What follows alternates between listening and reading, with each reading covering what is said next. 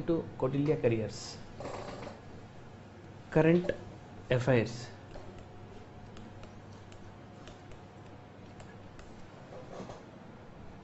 ఏ ఇన్స్టిట్యూట్లో కానీ లేదా ఏ వ్యవస్థల్లో కానీ లేనటువంటి ఓ సరికొత్త ప్రయోగాన్ని కౌటిల్య కెరియర్స్ చేపట్టింది.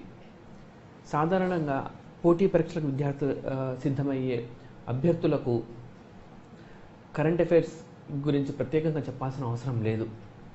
చాలామందికి ఒక అనుమానం ఉంటుంది, పరీక్షకు ఎన్ని రోజుల ముందు వరకు కరెంట్ అఫైర్స్ ప్రిపేర్ కావాలి, లేదా ఎంత సంవత్సర కాలంగా నుంచి జరుగుతున్న పరిమాణాలను కానీ ఇతర అంశాలను కానీ పరిగణలోకి తీసుకోవాలి అనే అంశం పైన చాలామందికి అనుమానాలు కానీ, చాలామందికి అసలు ఎలా ప్రిపేర్ కావాలి, వాటికి మెటీరియల్ ఎక్కడి నుంచి సేకరించుకోవాలి, ఇలాంటి ఎన్నో అనుమానాలు ఉంటాయి.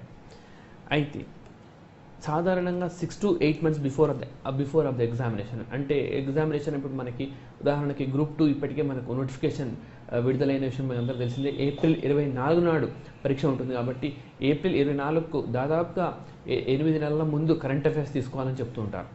అయితే దీనికి ఒక ప్రామాణికం కానీ ఒక నిర్దిష్టత కానీ ఎక్కడా మనకు కనిపించదు. అంటే ఇది ఒక ఓవరాల్ పర్స్పెక్టివ్గా ప్రిపరేషన్ అనేది ఉండాలి, ఒక హోలిస్టిక్ ప్రిపరేషన్ ఉండాలి. కరెంట్ అఫైర్స్ అంటే కేవలం నిత్యం జరుగుతున్న పరిణామాలుగా పరిశీలిస్తే పెద్దగా ప్రయోజనం ఉండదు. కరెంట్ అఫైర్స్కి బ్యాక్గ్రౌండ్స్ రూపంలో సేకరించుకోవడం ద్వారా జీకే ఇంకా ఆ పరిధిని బ్యాక్గ్రౌండ్స్ పరిధిని పెంచుకోవడం ద్వారా జనరల్ స్టడీస్లో కూడా మనము ఎంటర్ కావచ్చు. అంటే జనరల్ స్టడీస్ సంబంధించిన అంశాలను స్పృశించవచ్చు, లేదా అదేవిధంగా మనం పరిశీలిస్తే జీకేను పరిశీలించవచ్చు. ఇట్లా విభిన్న కోణాల్లో చేసుకుంటూ వెళ్ళాలి. అయితే ప్యూర్గా కరెంట్ అఫైర్స్ అనేది దాదాపుగా 6 to 8 months జరిగిన అంశాలకు సంబంధించి అంతగా బ్యాక్గ్రౌండ్స్ లేని అంశాలకు అయితే ఆ మేరకు పరిమితం కావచ్చు.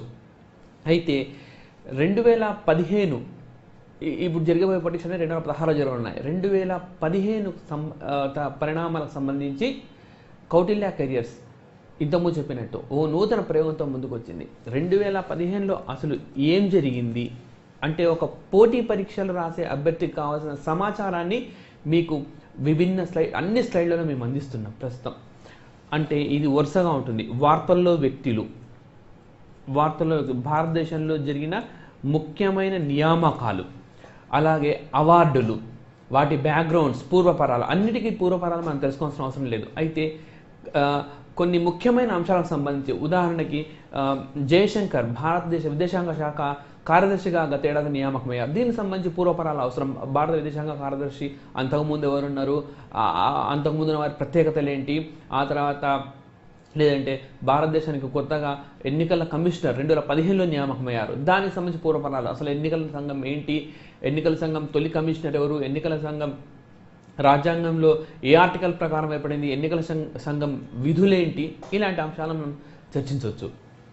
అలాగే జాతీయ వార్తలు, జాతీయ స్థాయిలో ఎన్నో అంశాలు తెరపైకి వచ్చాయి. గత ఏడాది వివిధ రాష్ట్రాల్లో జరిగిన ఎన్నికలు కావచ్చు, లేదా గత ఏడాది కేంద్ర ప్రభుత్వం తీసుకున్న పలు కీలకమైన నిర్ణయాలు కావచ్చు, ఇలా ఎన్నో అంశాలు డెవలప్మెంట్స్ అనేవి మనకు ఉన్నాయి. వాటన్నిటిని మేము జాతీయ వార్తల రూపంలో మీకు అందిస్తాం. మొదలుగా ఇప్పుడు ప్రస్తుతం మనకి లక్ష్యం వార్తల్లో వ్యక్తులు, అవార్డులు, ఆనర్స్, ఈ అంశం డెవలప్ చేస్తాం. ఆ తర్వాత నెక్స్ట్ నేషనల్ న్యూస్. అలాగే మీరు ఇటీవల కాలంలో టీఎస్పీఎస్సీ రిలీజ్ చేసిన సిలబస్ కానీ, లేదా యూపీఎస్సీ కానీ, లేదా Andhra Pradesh public service commission, banking, staff selection commission, ఏవైనా సరే ఇండియా విత్ అదర్ నేషన్ అంటే భారతదేశము విదేశాలతో సంబంధాలు, విదేశీ సంబంధాలు, ఇటీవల కాలంలో విదేశీ సంబంధాల్లో ఎన్నో మార్పులు భారత ప్రభుత్వం తీసుకొని వస్తూ ఉంది. విదేశీ సంబంధాలకు సంబంధించి ప్రత్యేకమైన అంశంగా చాలా పోటీ పరీక్షల్లో సిలబస్లో భాగంగా ఉంది. కాబట్టి ఈ అంశానికి సంబంధించి గత ఏడాది అసలు ఏం జరిగింది, ఎన్ని దేశాలతో భారతదేశం ద్వైపాక్షిక సంబంధాలు కానీ లేక ఇతర సంబంధాలు కానీ ఏర్పరచుకుంది, ఆయా సంబంధాల్లో వచ్చిన మార్పులు ఏంటి, కొత్తగా జరిగిన ఒప్పందాలు ఏంటి, ఆ ఒప్పందాల ప్రభావం ఏంటి, ఆ ఒప్పందాల వల్ల భారత్ జరుగుతున్న లబ్ధి ఏంటి, ఇలా అన్ని కోణాల్లో పరిశీలించే భారతదేశము విదేశీ సంబంధాలు అనే అంశం కూడా మనము ఇయర్ రివ్యూలో చర్చించుకుంటాం. వార్తల్లో వ్యక్తులు, జాతీయ వార్తలు, భారత్ విదేశీ సంబంధాలు, అలాగే అంతర్జాతీయ వార్తలు. అంతర్జాతీయ స్థాయిలో ఎన్నో దేశాల్లో ప్రస్తుత సమస్యలు ఉగ్రవాదం సమస్య కావచ్చు, ఉగ్రవాదంతో అలవాటిస్తున్న దేశాలేంటి, వాటి స్థితిగతులు ఏంటి, అవి ప్రస్తుతం ఎందుకు ఆ ఇబ్బందుల్లో ఉన్నాయి, అలాగే వాటి పూర్వపరాలు, అలాగే అంతర్జాతీయ స్థాయిలో జరిగిన వివిధ సమావేశాలు, మన ఏషియన్ సమావేశం కావచ్చు, బ్రిక్స్ సమావేశం కావచ్చు, సార్క్ సమావేశం కావచ్చు, లేదా G20, G8, G77 ఇలా అన్ని రకాల సమావేశాలను గుదిగుచ్చి ఒకేసారి మీకు పూర్తిగా అందిస్తాం. అలాగే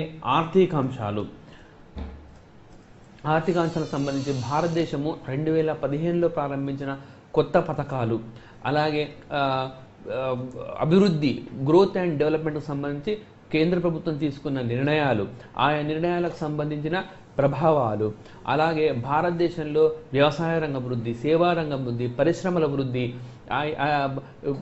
కేంద్ర ప్రభుత్వం ప్రారంభించిన ఆయా పథకాలు ఈలో ఏ రంగానికి సంబంధించి ప్రభావం చూపించింది, అలాగే కొత్తగా ఏర్పాటు చేసిన వ్యవస్థలు, ఇలా మొత్తం ఆర్థిక అంశాలకు సంబంధించి డెవలప్మెంట్, అలాగే కీలకమైన డేటా కావచ్చు. ఎకానమీ అంటే more or less depended upon the data, ఆ డేటాకు సంబంధించిన అంశాలు ఇవన్నీ చర్చించుకుంటాం.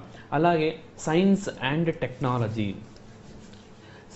టెక్నాలజీ దీన్ని మనము దాదాపుగా ఏపీపీఎస్సీ కానీ టీఎస్పీఎస్సీ కానీ యూపీఎస్సీ పేర్కొన్న సిలబస్ ప్రకారము basic science and application of science మాత్రం మనం సైన్స్ అండ్ టెక్నాలజీలో బాగా చర్చిస్తాం. ఇందులో భాగంగా ఇటు బయోటెక్నాలజికల్ డెవలప్మెంట్స్, ఇటు స్పేస్ డెవలప్మెంట్స్, వీటికి సంబంధించే ఎక్కువగా ప్రశ్నలు వస్తుంటాయి. కాబట్టి స్పేస్ టెక్నాలజీ అంటే ఇస్రో గత ఏడాది 2015 సంవత్సరంలో ఎన్నో విజయాలను నమోదు చేసింది.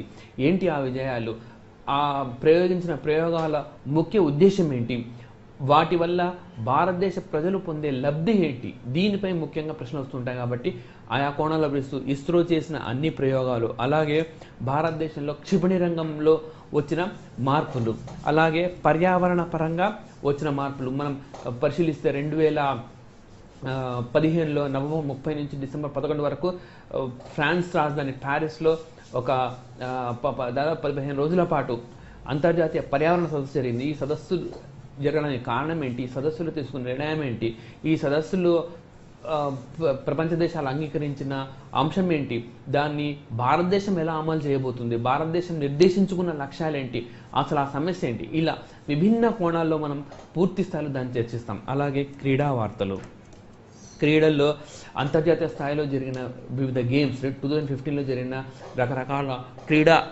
అంశాలు, వరల్డ్ కప్ క్రికెట్ కావచ్చు, దీని ఏంటి, ఎన్ని మ్యాచ్లు జరిగాయి, ఎవరు మ్యాన్ ఆఫ్ ది సిరీస్ విజేతలు ఎవరు, దాని పూర్వపరాలు, అలాగే భారత్ తరఫున రికార్డులు సాధించిన వ్యక్తులు, కేవలం క్రికెట్కి సంబంధించి కదా, అన్ని క్రీడలకు సంబంధించి ఇందులో మనకు చర్చలు ఉంటాయి.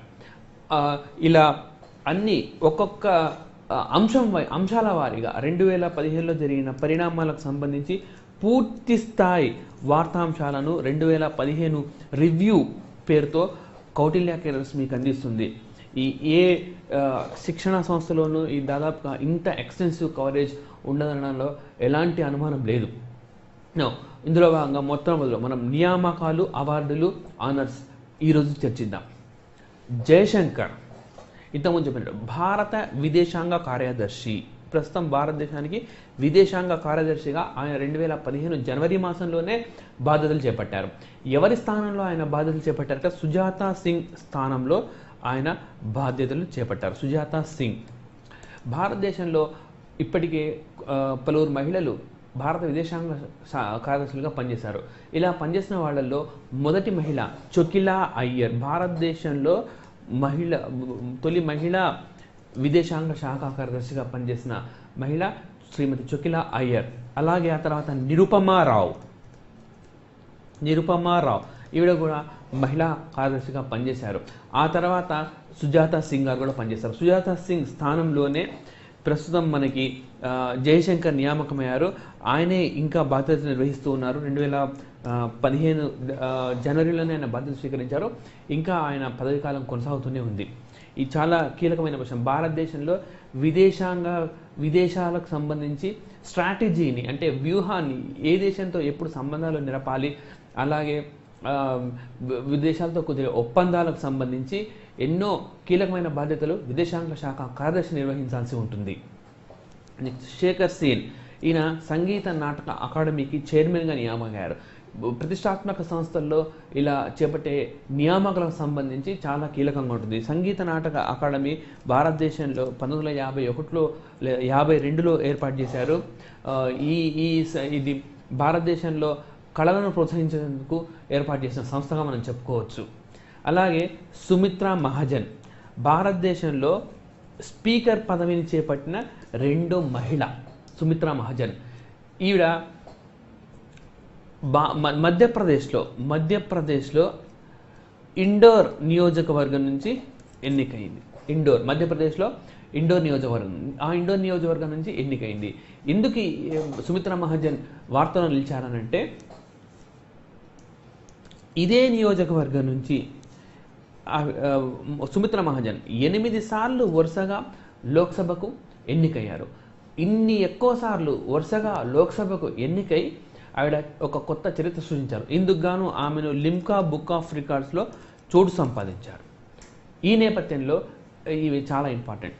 ఇంతకుముందు నేను చెప్పినట్టు ఈ పదవిని చేపట్టిన రెండో మహిళ సుమిత్రా మహాజన్. మరి మొదటి మహిళ మీరా నాయర్. మీరా నాయర్ గారు ప్రథమ మహిళ, ఈ పదవిని చెప్పిన ప్రథమ మహిళ. ఆమె బీహార్లోని ససారం నియోజకవర్గం నుంచి అప్పట్లో ఎన్నికయ్యారు. ప్రస్తుతం 2014లో జరిగిన సాధారణ ఎన్నికల్లో ఆవిడ విజయం సాధించలేదు. మీరా నాయర్ కాంగ్రెస్ పార్టీకి చెందిన వ్యక్తి, కాంగ్రెస్ తరఫున పోటీ చేశారు. సుమిత్రా మహాజన్ ప్రస్తుతం భారతీయ జనతా పార్టీకి చెందిన వ్యక్తి. ఆవిడ విజయం సాధించారు. ఇండోర్ నుంచి 8 సార్లు వరుసగా ఆవిడ ఎన్నికయ్యారు. అలాగే సుమిత్రా మహాజన్ భారతీయ జనతా పార్టీలో వరుసగా ఒకే నియోజకవర్గం నుంచి ఎన్నిసార్లు ఎన్నికైన తొలి వ్యక్తి కూడా ఆవిడే. ఆవిడ లిమ్కా బుక్ ఆఫ్ రికార్డ్స్లో చోటు సంపాదించారు. అలాగే Baldev Sharma national book trust. ఇది నేషనల్ బుక్ ట్రస్ట్ అనేది చాలామంది పోటీ పరీక్షల విద్యార్థులకు ఖచ్చితంగా ఈ నేషనల్ బుక్ ట్రస్ట్ అనేది తెలిసే ఉంటుంది అనుకుంటున్నాను. ఎందుకంటే ఎన్నో మంచి మంచి పుస్తకాలను వాళ్ళు రిలీజ్ చేస్తారు. ప్రామాణికమైన పుస్తకాలు వాళ్ళు ఎన్నో రిలీజ్ చేశారు. బిపిన్ చంద్ర రాసిన ఫ్రీడమ్ స్ట్రగుల్ ఆఫ్ ఇండియా కావచ్చు, లేకపోతే రోమిలా థాపర్ గారు రాసిన బుక్స్ కావచ్చు. ఇలా పోటీ పరీక్షలకు సిద్ధమయ్యే విద్యార్థులకు నేషనల్ బుక్ ట్రస్ట్ గురించి కొత్తగా పరిచయం చేసిన అవసరం లేదు. 1948లో దాదాపుగా ఈ సంస్థ ఏర్పాటైంది, నేషనల్ బుక్ ట్రస్ట్. దీనికి చైర్మన్గా బల్దేవ్ శర్మ నియామకమయ్యారు. మేరీ కోమ్ దాదాపుగా బాక్సింగ్ క్రీడలకు సంబంధించి ఏమాత్రం అవగాహన ఉన్నా, లేదా మహిళా శక్తిపై ఇటీవలి కాలంలో ఎలాంటి సాహిత్యాన్ని కానీ ఎలాంటి ఎస్సేస్ని కానీ చదివినా మీకు కనిపించే పేరు మేరీ కోమ్. ఈశాన్య రాష్ట్రాల్లో చాలా వెనుకబడిన రాష్ట్రాల నుంచి వచ్చిన మేరీ కోమ్ ప్రపంచ స్థాయి పోటీల్లో 6 సార్లు పతకాన్ని సాధించి భారతదేశంలో కాదు ప్రపంచంలోనే ఈ ఘనత సాధించిన తొలి మహిళగా ఆమె చిత్రం సృష్టించారు. 5 సార్లు ప్రపంచ బాక్సింగ్ ఛాంపియన్షిప్ను గెలుచుకొని, అలాగే 6వసారి ఈ 5 సార్లు ఆవిడ నెంబర్ 1 స్థానంలో నిలిచారు.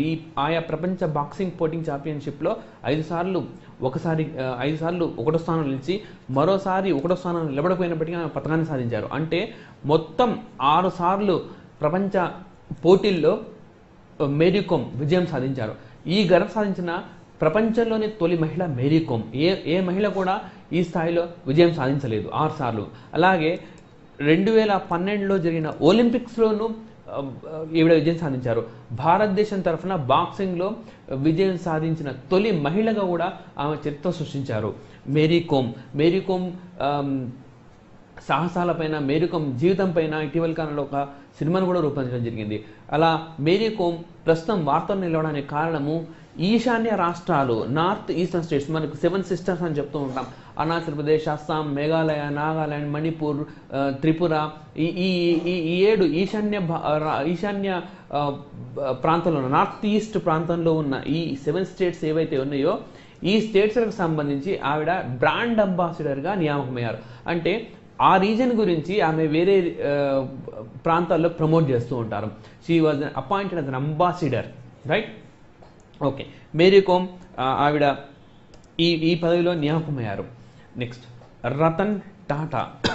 పెద్దగా పరిచయం చేయాల్సిన అవసరం లేని వ్యక్తి అంటే రతన్ టాటా. దాదాపుగా ప్రపంచమంతా ఆయన నాయకత్వ నైపుణ్యానికి, ఆయన ప్రతిభకు ఎన్నో అవార్డులు దక్కాయి. అలాగే మనకు తెలుసు రైల్వే మినిస్టర్ సురేష్ ప్రభు 2014-15 బడ్జెట్ను ప్రవేశపెడుతూ రైల్వేస్లో ఒక ఇన్నోవేషన్, ఒక సృజనాత్మకత అనేది కొరవడిందని నిర్మోహమాటంగా ఆయన అంగీకరించారు. అందుకే ఈ విషయాన్ని ప్రమోట్ చేయాలని, దీన్ని ఎదిగేలా చేయాలని ఆయన భావించారు. అందుకే కాయకల్ప్ అనే ఒక కొత్త వ్యవస్థకు శ్రీకారం చుట్టారు. ఈ కాయకల్ప్ అనేది 3 సభ్యులతో కూడుకున్న ఈ కమిటీ రైల్వేలో ఎలా ఇన్నోవేట్ చేయాలి, రైల్వేస్ని ఇంకా ఎంత బాగా ఆధునీకరించాలి, ఏ విధమైన నాణ్యత ప్రమాణాలు పాటించాలి, రైల్వేస్ను ఎట్లా అభివృద్ధి దిశగా తీసుకెళ్ళాలి అని చెప్పి సూచన చేయడానికి కోసము ఈ కాయకల్ప్ అనే ఒక కొత్త వ్యవస్థను ఆయన ఏర్పాటు చేస్తారు 3తో కూడిన. దీనికి రతన్ టాటా నేతృత్వం వహిస్తున్నారు. రతన్ టాటా టాటా గ్రూప్ సంస్థల్లో చైర్మన్గా పనిచేసి విశేష అనుభవాన్ని గడించి ఎంతో నాయకత్వ ప్రతిభను చూపిన రతన్ టాటా ఇప్పుడు కాయకల్ప్కి చైర్మన్గా కూడా వ్యవహరిస్తున్నారు. అలాగే రంగరాజన్, ఇది కూడా బహుశా ఎవరికి పరిచయం చేసిన అవసరం లేని పేరు. ఎన్నో ఆర్థిక అంశాలకు సంబంధించి ఎన్నో పదవులు నిర్వహించారు. రిజర్వ్ బ్యాంక్ గవర్నర్గా చేశారు. అలాగే అంతకుముందు బ్యాంకింగ్ రంగంలో టెక్నాలజీ యూజ్ చేసే అంశాలపై ఏర్పాటు చేసిన కమిటీకి కూడా ఆయన చైర్మన్గా వ్యవహరించారు. అలాగే ప్లానింగ్ కమిషన్లో కొనసాగారు. అలాగే ఆంధ్రప్రదేశ్, ఇంతకుముందు ఆంధ్రప్రదేశ్ ఉమ్మడిగా ఉన్న ఆంధ్రప్రదేశ్, తెలంగాణ ఆంధ్రప్రదేశ్ రాష్ట్రాలు కలిసి ఉన్న ఆంధ్రప్రదేశ్కు ఆయన గవర్నర్గా ఉన్నారు. మొన్నటి వరకు అంటే 2014 కొత్త ప్రభుత్వం ఏర్పడే వరకు, నరేంద్ర మోడీ నాయకత్వంలో కొత్త ప్రభుత్వం ఏర్పడే వరకు కూడా ఆయన NCAER చైర్మన్గా ఉన్నారు, national council for applied and economic research. అలాగే ప్రధానమంత్రికి, ప్రైమ్ మినిస్టర్కి ముఖ్య ఆర్థిక సలహాదారుగా ఉన్నారు. ఎన్నో కమిటీలకు ఆయన నేతృత్వం వహించారు.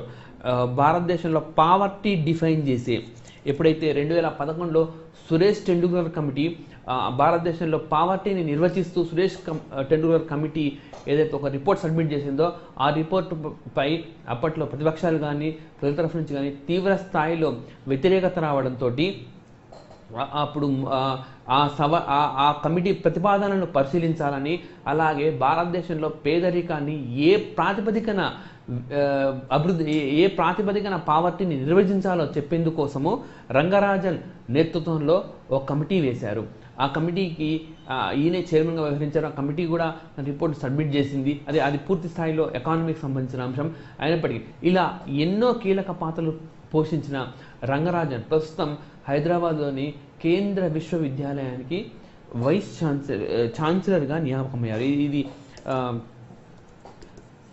Hyderabad central university. Is the chancellor of the Hyderabad central university. So ఎన్నో కీలకమైన బాధ్యతలు ఆయన పోషించారు డాక్టర్ సి రంగరాజన్. అలాగే బాబా రామ్దేవ్, యోగా గురు బాబా రామ్దేవ్ ఇటీవల కాలంలో వ్యాపార పరంగాను ఆయన ఎన్నెన్నో కొత్త ప్రొడక్ట్స్ తీసుకొస్తూ ఉన్నారు. అలాగే ఈ రామ్దేవ్ ఈసారి ఎన్నికలు వార్తల్లో నిలబడడానికి ప్రధాన కారణం ఏంటంటే ఆయన హర్యానా రాష్ట్రానికి బ్రాండ్ అంబాసిడర్గా నియామకమయ్యారు. హర్యానాలో ఈ ఏదైతే మన యోగాకు ప్రాచుర్యం కల్పించాలన్న ఉద్దేశంతో ఆ రాష్ట్ర ప్రభుత్వం బాబా రామ్దేవ్ను బ్రాండ్ అంబాసిడర్గా నియమించింది. బ్రాండ్ అంబాసిడర్ ఈ హోదాలో ఆయన బ్రాండ్ అంబాసిడర్గా క్యాబినెట్ హోదా పొందనున్నారు. క్యాబినెట్ మంత్రి స్థాయి హోదా ఆయన కల్పించారు. నిజానికి నరేంద్ర మోడీ నాయకత్వంలో ఏర్పడిన బీజేపీ ప్రభుత్వం యోగాకు మంచి ప్రాధాన్యం ఇచ్చిందని చెప్పుకోవచ్చు. ఎందుకంటే నరేంద్ర మోడీ 2014 బాధ్యతలు చేపట్టాక, అంటే మేలో ఆయన బాధ్యతలు స్వీకరించారు. మేలో 2014. అదే సంవత్సరం సెప్టెంబర్లో, అంటే 2014 సెప్టెంబర్లో మన ఐక్యరాజ్యసమితి సర్వసభ్య సమావేశంలో మాట్లాడుతూ యోగా ప్రాధాన్యత విషయించి అంతర్జాతీయ యోగా దినం ఉండాలి అని చెప్పి కూడా ఆయన ప్రతిపాదించారు. సో జూన్ 21 నాడు అంతర్జాతీయ యోగా దినోత్సవంగా ప్రకటించారు. ఇది ఐక్యరాజ్యసమితి సర్వసభ్య సమావేశంలో ఒక తీర్మానం ద్వారా అదే సంవత్సరం అంటే 2014 సెప్టెంబర్లో ఆయన ప్రతిపాదించారు. 2014 డిసెంబర్ కల్లా ఆ తీర్మానాన్ని ఐక్యరాజ్యసమితి సర్వసభ్య సమావేశం ఆమోదించింది. దీంతో జూన్ 21 యోగా దినంగా మనం చెప్పుకుంటున్నాం. అలాగే ఇంత తక్కువ టైంలో ఒక ప్రతిపాదన తీర్మానంగా రావడం, ఆ తీర్మానం ఆమోదం పొందడం కూడా ఇది ఒక రికార్డే. ఇంతవరకు ఐక్యరాజ్య సమితి చరిత్రలో అంటే 1945లో ఏర్పడిన ఐక్యరాజ్య సమితి చరిత్రలో ఏ తీర్మానం కూడా ఇంత తక్కువ సమయంలో ఆమోదం పొందలేదు. ఇది అలాగే బాబా రామ్దేవ్ ప్రస్తుతం ఈ యోగా అన్న అంశం వార్తలో ఉన్నందున దీనికి సంబంధించి ఎలాంటి డెవలప్మెంట్స్ అయినా నిశ్చితంగా పరిశీలించాల్సి ఉంటుంది. ఇందులో భాగంగా మనం బాబా రామ్దేవ్ యోగా గురు ఆయన ఏ రాష్ట్రానికి అంబాసిడర్ నియామకమయ్యారో లేదా ఏ హోదాలో ఆయన పనిచేస్తారంటే క్యాబినెట్ మంత్రి హోదా ఆయనకు కల్పించారు. నెక్స్ట్ నజీం జైదీ ప్రారంభంలో చెప్పాను. కొన్ని అంశాలు ఇటు జనరల్ స్టడీస్ ఏరియాస్లో కూడా మనం ఎక్స్టెండ్ చేయాల్సి ఉంటుంది. అంటే కరెంట్ అఫైర్స్లో వచ్చే కొన్ని అంశాలు పరిధిని పెంచుకుంటూ పోవడం, అంటే మనం చదువుకునే పరిధిని పెంచుకుంటూ పోవడం వల్ల వాటిని జనరల్ స్టడీస్లోకి ఎంట్రీ చేయొచ్చు, అట్లాగే జనరల్ నాలెడ్జ్ కూడా ప్రిపేర్ కావచ్చు. అలాంటి అంశాల్లో ఒకటి నజీం జైదీ భారత ఎన్నికల సంఘానికి ప్రధాన కమిషనర్గా ఆయన నియామకమయ్యారు. ఆయన నియామకం అయ్యాక కండక్ట్ చేసిన తొలి ఎన్నికలు బీహార్ ఎన్నికలు. మొన్ననే మనం చూసాం, మొన్నంటే నవంబర్ మాసంలో బీహార్లో ఎన్నికలు జరిగాయి. మరోసారి నితీష్ కుమార్ ఆ రాష్ట్ర ముఖ్యమంత్రిగా బాధ్యతలు స్వీకరించారు. అయితే నజీం జైదీ భారత ఎన్నికల సంఘానికి ప్రధాన కమిషనర్గా నియామకమయ్యారు. ఎన్నికల సంఘం అనేది ఒక రాజ్యాంగబద్ధ సంస్థ. ఆర్టికల్ 324 ప్రకారం అది ఏర్పాటైంది. దీనికి సంబంధించిన పూర్తి సమాచారాన్ని తెలుసుకుంటే పాలిటీలో ఇప్పుడు మీకు కొత్తగా రిలీజైన సిలబస్లో లేదా యూపీఎస్సీలో ఎస్ఎస్సీలో ఎందులో అయినా చూడండి, కాన్స్టిట్యూషన్ సంబంధించి కాన్స్టిట్యూషనల్ బాడీస్ అని ప్రత్యేకంగా పేర్కొంటారు. రాజ్యాంగంలో ఉండే వివిధ వ్యవస్థలు, ఎన్నికల సంఘం కావచ్చు, ఆర్థిక సంఘం కావచ్చు, లేకపోతే యూపీఎస్సీ, లేకపోతే వివిధ SC ST chairman commissions, these are all known as constitution bodies. Supreme court అంటే న్యాయ వ్యవస్థ అనేది కూడా ఒక కాన్స్టిట్యూషనల్ బాడీ, పార్లమెంట్ అనేది ఒక constitutional body, legislature, executive, judicial, ఇలా అన్ని కాన్స్టిట్యూషనల్ బాడీస్ అధ్యయనం చేయాల్సి ఉంటుంది. ఏ పోటీ పరీక్షమైనా ఇది చాలా కీలకం. అలాగే ఇలా రాజ్యాంగ బద్ధంగా ఏర్పడిన సంస్థకు ఆయన ప్రధాన ఎన్నికల కమిషనర్గా నియామకమయ్యారు. మొత్తం ఎంతమంది కమిషనర్లు ఉంటారు? మొత్తం 3 ఉంటారు. ఒక ప్రధాన ఎన్నికల కమిషనర్, మిగతా 2 ఎన్నికల కమిషనర్లు ఉంటారు. భారతదేశం నిజానికి రాజ్యాంగం ప్రకారం 3 కమిషనర్లు ఇచ్చారు. అయితే 1989 వరకు భారతదేశం అంతకు మునుపు ఎన్నడూ కూడా 3 కమిషనర్లు నియమించలేదు. కేవలం ఒక కమిషనర్ తోటే ఈ వ్యవస్థను ముందుకు తీసుకొచ్చారు. అయితే 89లో తొలిసారిగా 3 నియమించారు. అలాగే మనం పరిశీలిస్తే భారతదేశపు తొలి ఎన్నికల కమిషనర్ సుకుమార్ సేన్, ఆయన భారతదేశపు తొలి ఎన్నికల కమిషనర్. అలాగే మనం పరిశీలిస్తే ఇలా ఎన్నికల సంఘం గురించి పూర్తిగా అధ్యయనం చేస్తే అది పాలిటీలో కొంత ఏరియాని మనం కవర్ చేసినట్టు అవుతుంది. అంటే కేవలం ఒక చిన్న డెవలప్మెంట్ ద్వారా మనం బ్యాక్గ్రౌండ్స్కి ఎక్స్టెన్సివ్ బ్యాక్గ్రౌండ్కి వెళ్ళడం వల్ల ఎంతో అంశాలపైన పట్టు సాధించవచ్చు. అలాగే KV Kamath bricks bank non executive చైర్మన్గా, తొలి నాన్ ఎగ్జిక్యూటివ్ చైర్మన్. అసలు బ్రిక్స్ అంటే Brazil, Russia, India, China, south Africa, ఈ 5 దేశాల కూటమి. మొదలు యాక్చువల్గా బ్రిక్ వరకే ఉండేది. అయితే తర్వాత దక్షిణాఫ్రికా 2010లో దక్షిణాఫ్రికా కూడా ఈ కూటమిలో చేరడంతో బ్రిక్స్గా ఏర్పడింది. దాదాపుగా ప్రపంచ జనాభాలో 40% జనాభా ఈ కూటమిలోనే ఉంది. ప్రపంచంలోనే జనాభా పరంగా తొలి 2వ స్థానంలో ఉన్న చైనా, ఇండియాలు కూడా ఇందులో భాగస్వామ్యంగా ఉన్నాయి. ఈ బ్రిక్స్ దేశాలన్నీ కలిసి ఒక బ్యాంకును ఏర్పాటు చేశాయి. దీన్నే బ్రిక్స్ బ్యాంక్గా చెప్తున్నాం. చైనా కేంద్రంగా ఇది పనిచేస్తుంది. దీని ప్రధాన కార్యాలయం చైనాలో ఉంటుంది, షాంఘైలో ఉంటుంది. షాంఘై. ఈ బ్రిక్స్ బ్యాంక్ ఏర్పాటు కూడా భారతదేశమే ప్రతిపాదించింది. భారతదేశం ఈ బ్రిక్స్ బ్యాంక్ ఏటా ఒక సమావేశం నిర్వహిస్తూ ఉంటారు. ఇందులో భాగంగా బ్రిక్స్ వారి 4వ సమావేశంలో బ్రిక్స్ కూటమి 4వ సమావేశం కొత్త ఢిల్లీలో తాజ్ హోటల్లో జరిగింది. ఈ హోటల్లో నాటి ప్రధానమంత్రి మన్మోహన్ సింగ్ బ్రిక్స్ బ్యాంక్ ఏర్పాటుకు సంబంధించి ప్రతిపాదన చేశారు. ఆ తర్వాత 6వ సమావేశంలో ఇది ఫుల్ షేప్ తీసుకొని బ్రిక్స్ బ్యాంక్ ఏర్పాటుకు నిర్ణయించారు. తొలి చైర్మన్గా భారత్కు చెందిన తొలి నాన్ ఎగ్జిక్యూటివ్ చైర్మన్గా భారత్కు చెందిన కేవీ కామత్ నియామకమయ్యారు. కేవీ కామత్ ఇటు బ్యాంకింగ్ రంగంలో అటు పరిశ్రమల రంగంలో ఎంతో అనుభవాన్ని గడించారు. భారతదేశంలో ఐసిఐసిఐ బ్యాంక్ ఆయన సీఈఓగా పనిచేశారు. చందా కొచ్చర్కు ముందు ఆయన సీఈఓగా పనిచేశారు. అలాగే ప్రతిష్టాత్మకమైన సాఫ్ట్వేర్ సంస్థ ఇన్ఫోసిస్ కూడా ఆయన నాయకత్వం వహించారు. నారాయణమూర్తి పదవి విరమణ పొందాక ఆ బాధ్యతను స్వీకరించారు. ఇలా ఇటు బ్యాంకింగ్ రంగంలో, ఇటు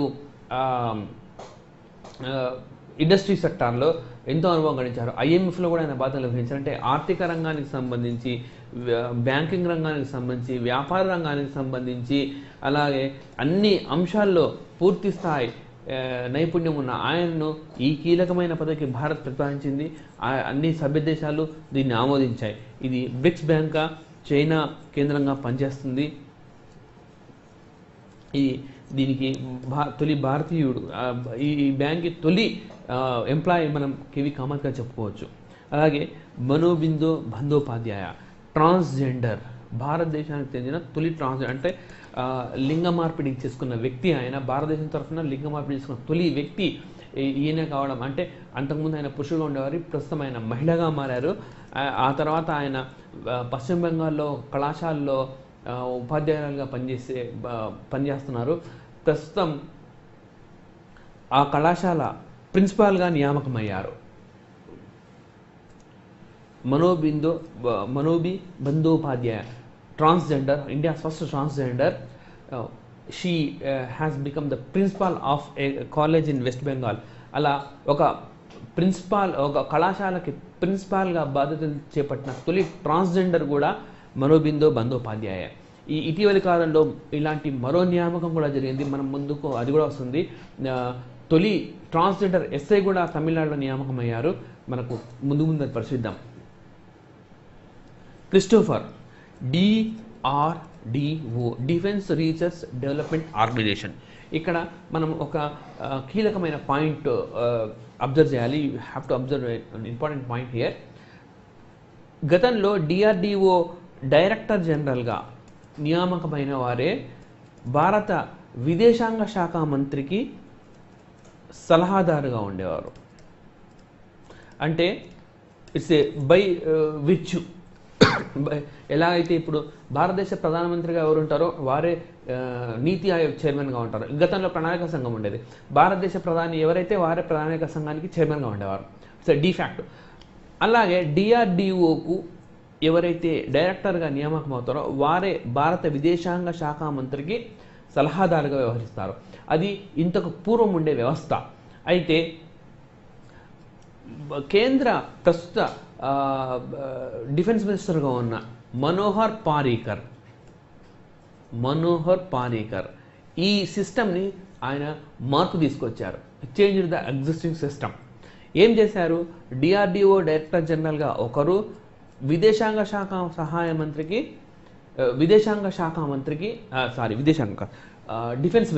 డిఫెన్స్ మినిస్టర్కి సలహాదారుగా మరో వ్యక్తిని, అంటే ఒకే వ్యక్తి 2 పదవులు గతంలో నిర్వహించేవారు. ఇప్పుడు ఆ పదవులకి వేరు వ్యక్తులను నియమిస్తున్నారు. సింపుల్గా చెప్పాలంటే ఇంతకుముందు ఒకే వ్యక్తికి 2 పదవులు ఉండేవి. ఏది? DRDO డైరెక్టర్ జనరల్గా, అలాగే రక్షణ శాఖ మంత్రికి సలహాదారుగా. కానీ ఇప్పుడు దాన్ని విడదీసి DRDO డైరెక్టర్ జనరల్ ఒక వ్యక్తి, అదేవిధంగా రక్షణ శాఖ మంత్రి సలహాదారుగా మరో వ్యక్తి ఉంటారు. అలా GS రెడ్డిని నియమించారు. భారత రక్షణ మంత్రికి ముఖ్య శాస్త్ర సలహాదారుగా GS రెడ్డి నియామకమయ్యారు. అంటే మొదటిసారిగా ఈ పోస్టును విడదీశారు. GS రెడ్డికి ముందు ఆ పదవిలో అవినాష్ చందర్ ఉండేవారు.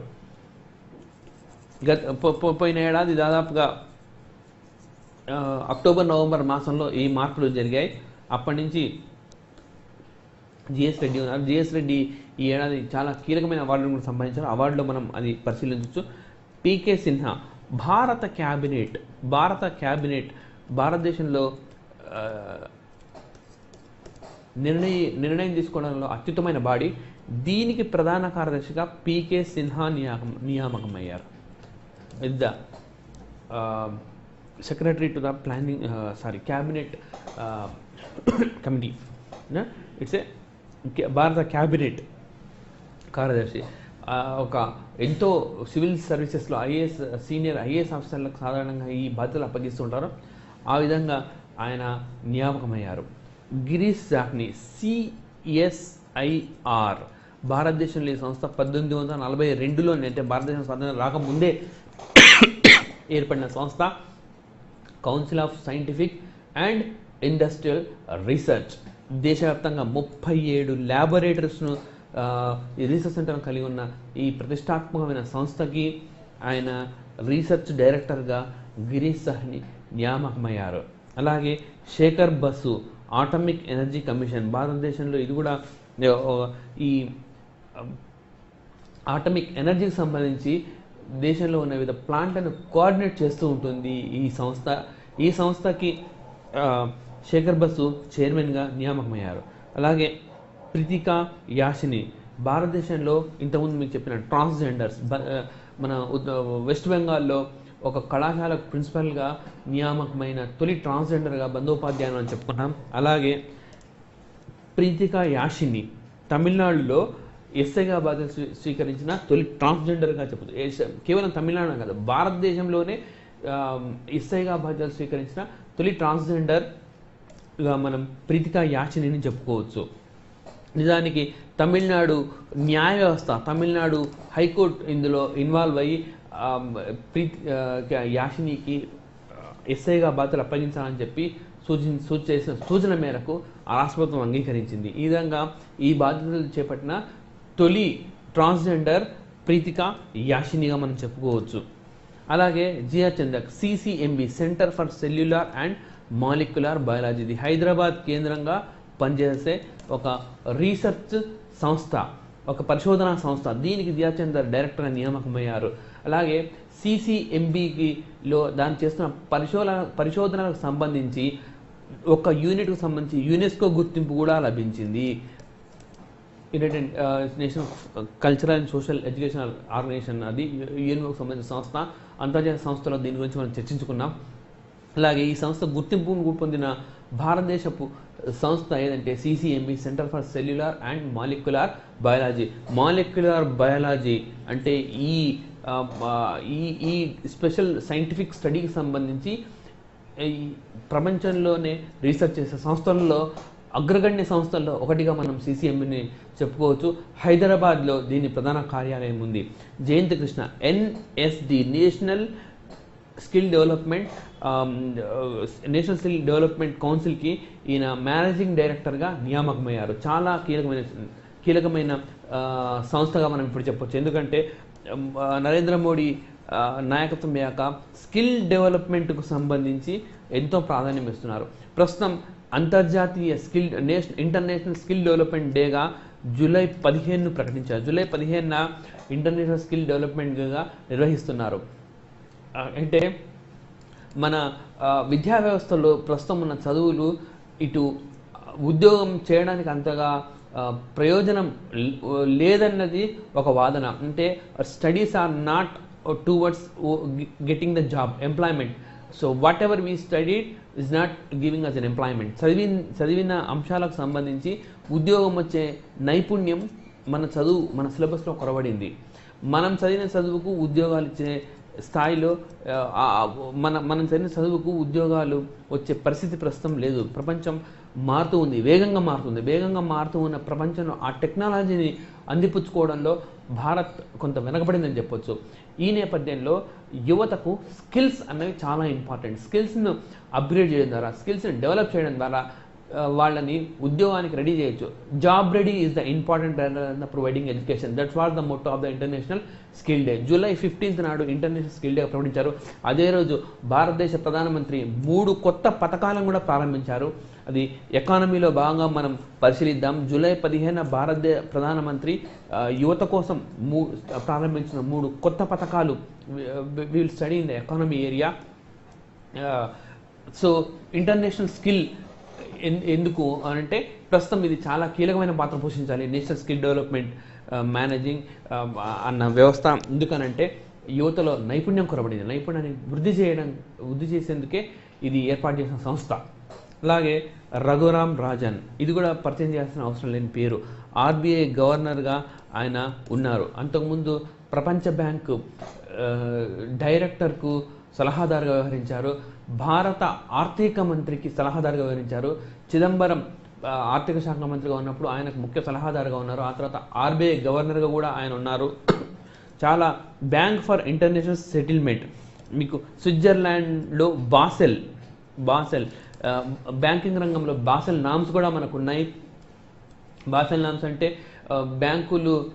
బ్యాంకుల పటిష్టత కోసం రూపొందించుకున్న నియమావళిని బాసెల్ నామ్స్తో మనం చెప్తున్నాం. 2017 నుంచి భారతదేశం కూడా బాసెల్ 3 నామ్స్ని అమలు చేయడానికి అంగీకరించింది. అలాగే ఈ ఇంటర్నేషనల్ లెవెల్లో మనకి సెటిల్మెంట్ వ్యవస్థ ఒకటి స్విట్జర్లాండ్ బాసెల్ కేంద్రంగా పనిచేస్తుంది. దీనికి రఘురామ్ రాజన్ వైస్ ప్రెసిడెంట్గా నియామకమయ్యారు. దీనికి భారత్ తరఫున వైస్ ప్రెసిడెంట్గా భారత reserve bank governor Raghuram Rajan నియామకమయ్యారు. ఈ పదవిలో నియామకమైన తొలి భారతీయుడు కూడా ఆయనే కావడం గమనార్హం. బ్యాంకింగ్ రంగంలో అటు ఆర్థిక రంగంలో ఎంతో నైపుణ్యాన్ని సాధించిన రఘురామ్ రాజన్ ప్రస్తుతం అంతర్జాతీయ స్థాయి సంస్థకు ఒక వైస్ ప్రెసిడెంట్ హోదాలో నియామకం కావడం ఒక శుభ పరిణామంగా చెప్పుకోవచ్చు. అలాగే విద్యాదేవి భండారి నేపాల్ రాష్ట్రపతిగా ఎన్నికయ్యారు. ఈ పదవిని చేపట్టిన తొలి నేపాలీ మహిళ ఆమె. అంటే ఇంతకుముందు ఏ మహిళలు ఈ పదవిని అలంకరించలేదు. అయితే మన కమ్యూనిస్ట్ పార్టీలకు చెందిన విద్యాదేవి భండారి ఈ పదవిని అలంకరించిన తొలి మహిళగా ఒక కొత్త చరిత్ర సృష్టించారు. దాదాపుగా అక్టోబర్ నవంబర్ మాసంలో జరిగిన ఎన్నికల్లో ఆ దేశంలో ఎన్నో మార్పు చేర్పులు జరిగాయి. ప్రజాస్వామ్యం దిశగా నేపాల్ కూడా అడుగేస్తూ ఉంది. ఈ అడుగేయడంలో భాగంగా ఒక కొత్త రాజ్యాంగాన్ని కూడా ఆ దేశం రూపొందించుకుంది. ఆ కొత్తగా అమల్లోకి వచ్చిన రాజ్యాంగంలో భాగంగా విద్యాదేవి భండారి కూడా తెరపైకి వచ్చి ఆవిడ రాష్ట్రపతి పదవిని స్వీకరించారు. నేపాల్లో అసలు ఏం జరిగింది, నేపాల్లో రాజ్యాంగము దాని అంశాలు అంతర్జాతీయ అంశాల్లో పూర్తి స్థాయిలో మనం చర్చించుకుందాం. అలాగే అక్బరుద్దీన్ మరో కీలకమైన నియామకంగా ఇది చెప్పుకోవచ్చు. నిజానికి అక్బరుద్దీన్ ఐక్యరాజ్యసమితికి భారతదేశం శాశ్వత ప్రతినిధిగా పర్మనెంట్ రిప్రజెంటేటివ్గా నియామకమయ్యారు. ఇంకా ఈయన బాధ్యతలు స్వీకరించలేదు. 2016 జనవరి తొలి లేదా రెండో వారంలో ఆయన బాధ్యతలు స్వీకరించున్నారు. ప్రస్తుతం ఆ పదవిలో అశోక్ ముఖర్జీ ఉన్నారు. అశోక్ ముఖర్జీ జనవరి తొలి లేదా రెండో వారంలో పదవి విరమణ పొందనున్నారు.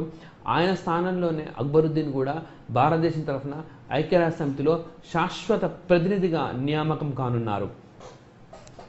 అలాగే బారోనెస్ ప్యాట్రిజియా స్కాట్లాండ్కు చెందిన ఈ మహిళ కామన్వెల్త్ దేశాల తొలి సెక్రటరీ జనరల్గా నియామకమయ్యారు. కామన్వెల్త్ దేశాలంటే మనం ఇంటర్నేషనల్ ఆర్గనైజేషన్లో ఇది చూసాము, అయినా ఒకసారి రిమైండ్ చేస్తున్నాను. కామన్వెల్త్ అంటే గతంలో బ్రిటన్ చేత ఏదో ఒక టైంలో పాలింపబడ్డ దేశాలు ఒక కూటమిగా ఏర్పడ్డాయి. దాన్నే మనము కామన్వెల్త్గా చెప్తున్నాం. దాదాపుగా 52 దేశాలు ఉన్నాయి కామన్వెల్త్ నేషన్స్. ఇవన్నీ ఏదో ఒక టైంలో బ్రిటిష్ కాలనీలుగా ఉన్నాయి. భారతదేశం కావచ్చు, లేకపోతే జపాన్, ఇండోనేషియా ఇలాంటి దేశాలు. ఇవన్నీ ఈ దేశాలన్నింటినీ ఒకప్పుడు బ్రిటన్ పాలించింది. ఈ దేశాల కూటమిని మనం కామన్వెల్త్గా చూసాం. ఏటా ప్రతిసారి ఇవి కామన్వెల్త్ క్రీడలు జరుగుతూ ఉంటాయి. అట్లా కామన్వెల్త్ దేశాల సమావేశాలు కూడా జరుగుతూ ఉంటాయి. అలాగే ఈ మొత్తం వ్యవస్థకు మన స్కాట్లాండ్ చెందిన బారోనెస్ పెట్రిషియా ఈవిడ సెక్రటరీ జనరల్ నియామకమయ్యారు. ఈ పదవిని అలంకరించిన తొలి మహిళ ఆమె కావడం గమనార్హం. ఇంతకుముందు ఎవరు కూడా మహిళలు ఈ పదవిని చేపట్టలేదు. ఈవిడకు ముందు భారతదేశానికి చెందిన వారే కమలేష్ శర్మ ఆయన ఈ బాధ్యతలు నిర్వహించారు. భారతదేశానికి చెందిన కమలేష్ శర్మ. అలాగే జస్టిస్ టిఎస్ ఠాకూర్ మరో కీలకమైన నియామకంగా చెప్పుకోవచ్చు. భారతదేశానికి 43వ ప్రధాన న్యాయమూర్తిగా ఆయన నియామకమయ్యారు. భారతదేశంలో ప్రధాన న్యాయమూర్తుల నియామకానికి సంబంధించి ఇటీవలి కాలంలో ఎన్నో పరిణామాలు జరిగాయి.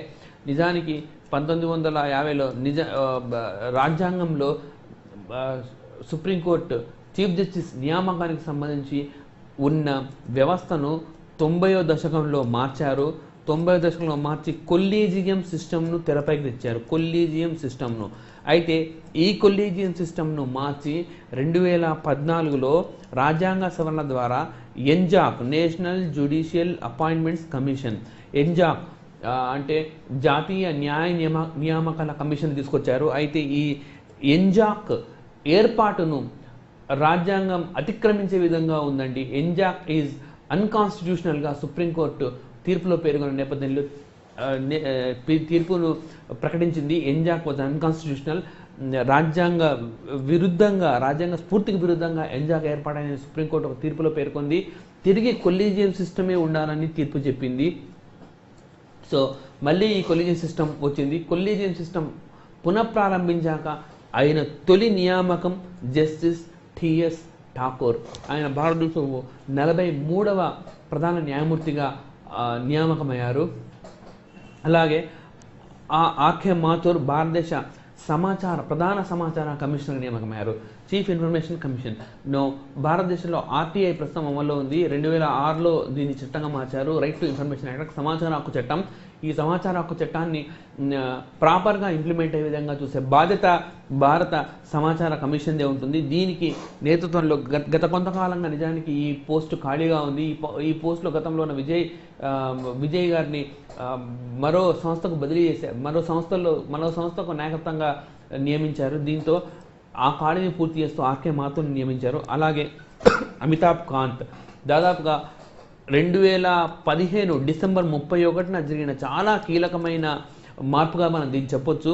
నీతి ఆయోగ్ సిఇఓగా అమితాబ్ కాంత్ నియామకమయ్యారు. నీతి ఆయోగ్ సిఇఓగా. అంతకుముందు ఈ బాధ్యతల్లో సింధుశ్రీ కుల్లార్ ఉండేవారు. నీతి ఆయోగ్కు సిఇఓ అయిన తొలి వ్యక్తి ఈవిడే. తొలి మహిళ అన్ని సింధుశ్రీ కుల్లార్. నీతి ఆయోగ్ ప్రణాళికా సంఘం స్థానంలో ఏర్పాటైన విషయం మనకు తెలుసు. ప్రణాళికా సంఘం చివరి సెక్రటరీగా సింధుశ్రీ కుల్లార్ ఉన్నారు. అలాగే నీతి ఆయోగ్ తొలి సిఇఓగా కూడా సింధుశ్రీ కుల్లార్ ఉన్నారు. నీతి ఆయోగ్ తొలి వైస్ చైర్మన్గా అరవింద్ పానిగారియా ఉన్న సంగతి మనకు తెలిసిందే. ఇప్పటికీ అరవింద్ పానిగారియాగానే కొనసాగుతూ ఉన్నారు. అయితే సింధుశ్రీ కుల్లార్ పదవీకాలం డిసెంబర్ 31న ముగియడంతో ఆ బాధ్యతలను అమితాబ్ కాంత్కు అప్పగించారు. ఆయన department of industrial promotion board కూడా నేతృత్వం వహిస్తూ ఉన్నారు. ఆయనకే ఈ అదనపు బాధ్యతలు అప్పగించారు అమితాబ్ కాంత్కి. ఇవి 2015లో పూర్తిస్థాయిలో జరిగిన ముఖ్యమైన నియామకాలు. పరీక్షా కోణంలో చాలా కీలకమైనవి. అలాగే మనము అవార్డులను ఒకసారి పరిశీలిస్తే ప్రతి ఏడు జనవరి 26 పద్మ అవార్డులను భారత గణతంత్ర దినోత్సవం సందర్భంగా పద్మ అవార్డులను భారత రాష్ట్రపతి అందజేస్తారు. అయితే 100కు పైగా ఈ అవార్డులు ఉంటాయి. దాదాపుగా గతేడాది మీరు పరిశీలిస్తే 108 మందికి ఈ అవార్డులను అందజేశారు. అంతకుముందు 110 మందికి అవార్డులు అందజేశారు. కాబట్టి అందరి పేర్లను మనం గుర్తుంచుకోవాల్సిన అవసరం లేదు. పరీక్షా కోణంలో కేవలం పద్మవిభూషణ్ అందులోనూ చాలా ముఖ్యమైన వ్యక్తులకు ఈ అవార్డులు అందితే ఖచ్చితంగా గుర్తుపెట్టుకోవాల్సి వస్తుంది.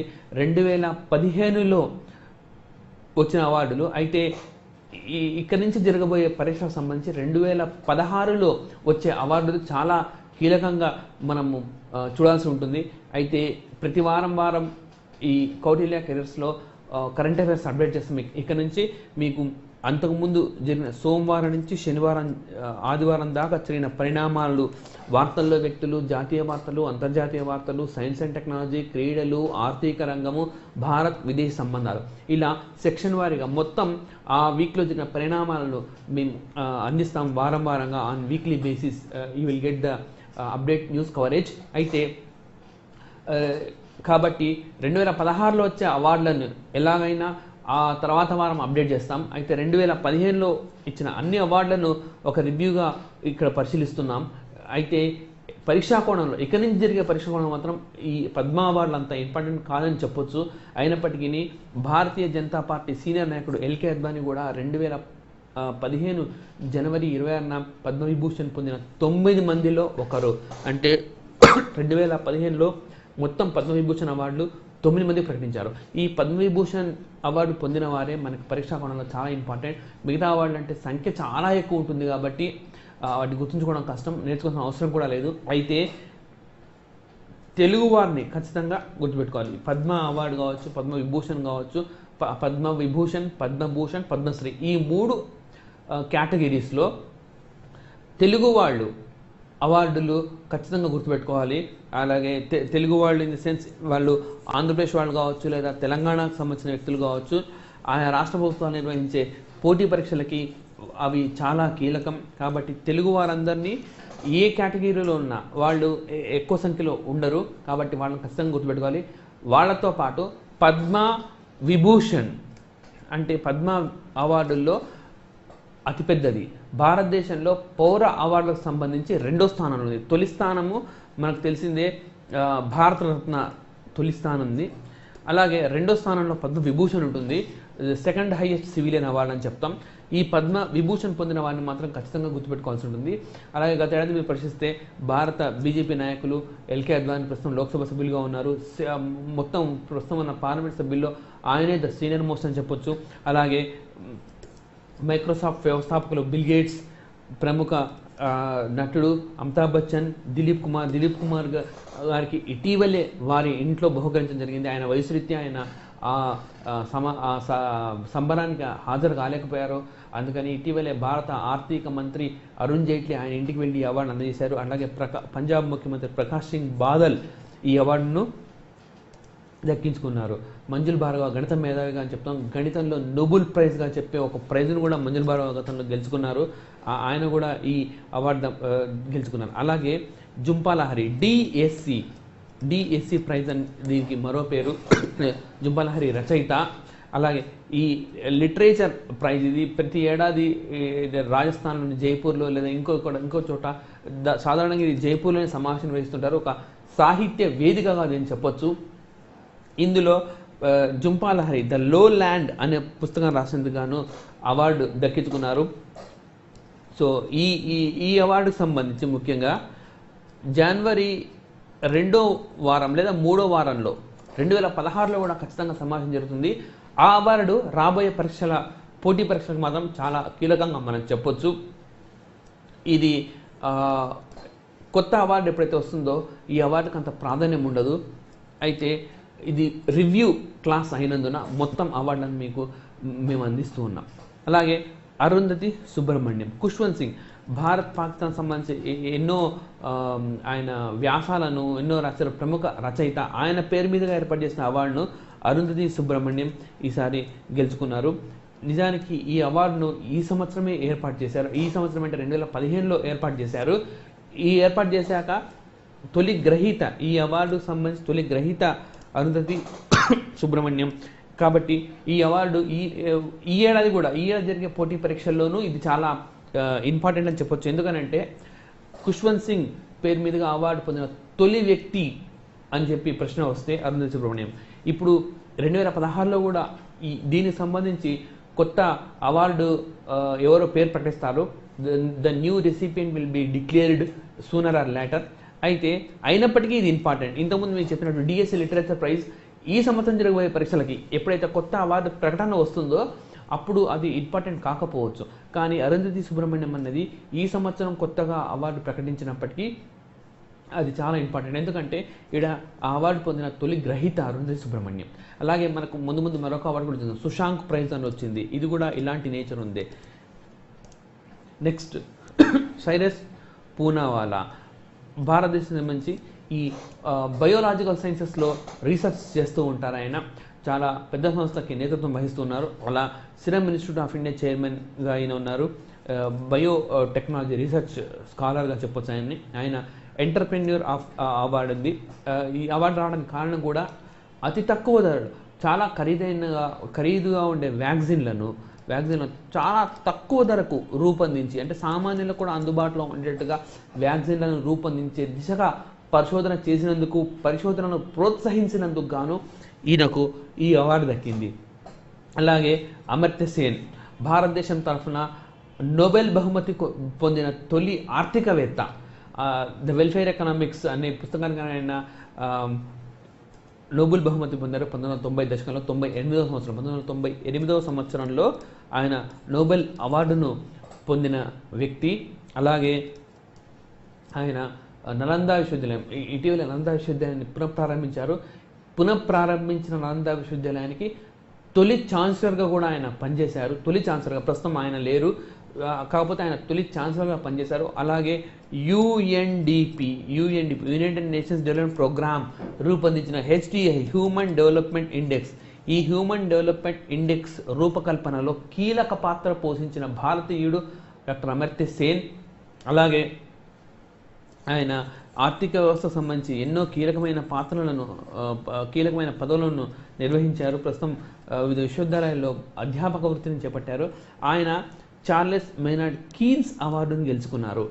ఇది కూడా ఖచ్చితంగా గుర్తుపెట్టుకోవాల్సిన అవసరం. ఎందుకనంటే ఈ అవార్డు పొందిన తొలి వ్యక్తి మన అమర్త్య సేన్, తొలి వ్యక్తి.